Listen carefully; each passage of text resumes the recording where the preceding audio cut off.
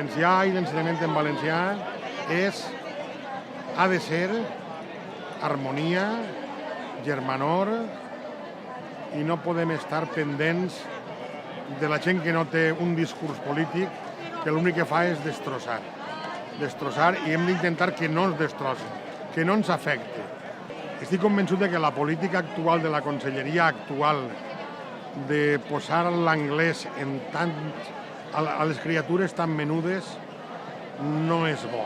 La lectoescriptura s'ha de fer en valencià, en la nostra llengua. Les comunitats educatives són les que han triat el model, el nivell de model que volen assumir.